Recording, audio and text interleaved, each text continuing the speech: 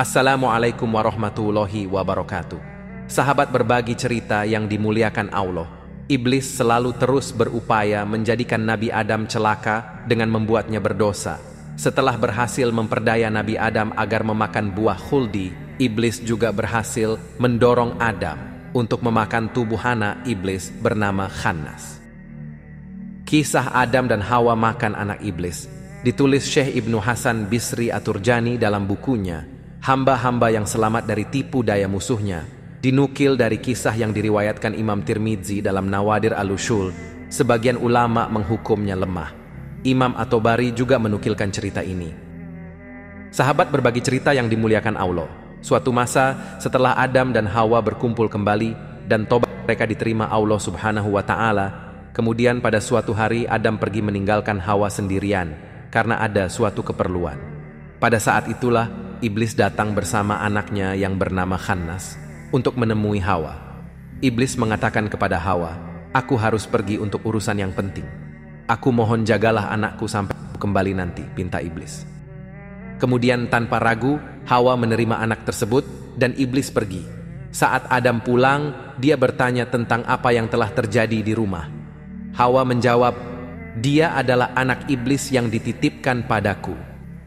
Setelah mendengar penjelasan dari Hawa, Nabi Adam berkata, "Mengapa engkau mau menolongnya?"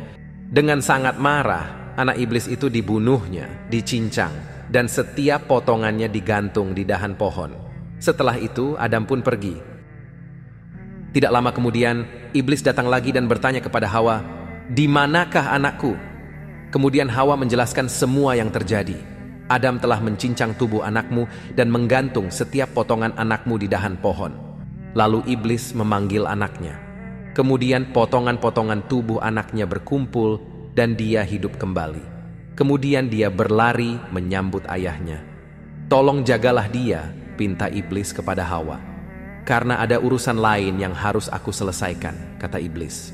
Awalnya Hawa menolak, tetapi iblis terus mohon dengan sangat gigih hingga akhirnya Hawa menyerah.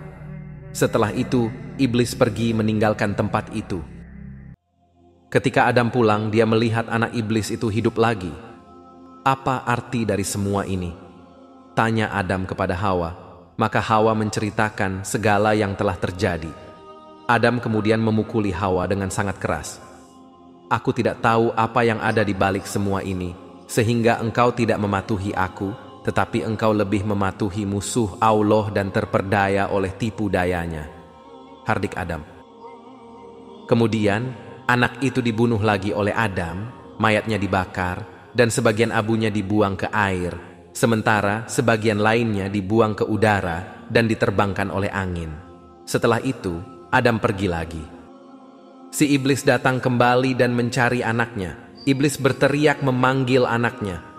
Abu-abu dari mayat anak yang telah dibakar tadi berkumpul lagi, lalu anak itu hidup kembali dan bersujud di depan ayahnya.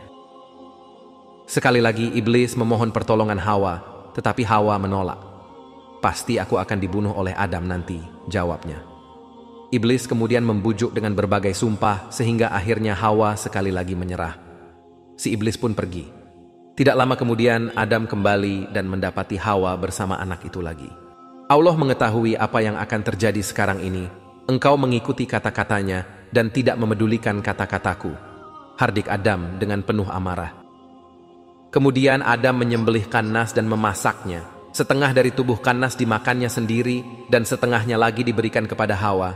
Ada riwayat lain yang mengatakan bahwa iblis masih mampu menghidupkan anaknya lagi setelah langkah terakhir Nabi Adam ini. Selanjutnya iblis pun datang lagi menanyakan anaknya, dan Hawa menceritakan semua yang telah terjadi. "Anakmu disembelih dan dimasak oleh Adam. Separuh tubuhnya aku makan dan separuhnya lagi dimakan oleh Adam," kata Hawa kepada iblis. Iblis pun merasa senang. "Inilah yang selama ini aku tunggu.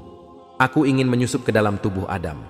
Kini setelah dadanya menjadi tempat kediamanku, tercapailah sudah keinginanku itu," seru iblis dengan tertawa. Dari sinilah, maka iblis bisa memasuki tubuh manusia, mengalir dalam darah dengan mudahnya hingga sekarang, kecuali bagi orang-orang yang beriman dan bertakwa kepada Allah Subhanahu wa Ta'ala. Sahabat berbagi cerita yang dimuliakan Allah, Hikmah dari kisah ini adalah pentingnya berhati-hati dalam mengambil keputusan, tidak tergoda oleh godaan iblis, dan selalu berusaha untuk mematuhi perintah Allah Subhanahu wa Ta'ala daripada mengikuti nafsu atau tipu daya iblis. Sekian yang dapat saya sampaikan. Atas kekurangan dan kesalahannya, mohon kiranya untuk dimaafkan. Sampai berjumpa di kisah menarik yang penuh makna selanjutnya.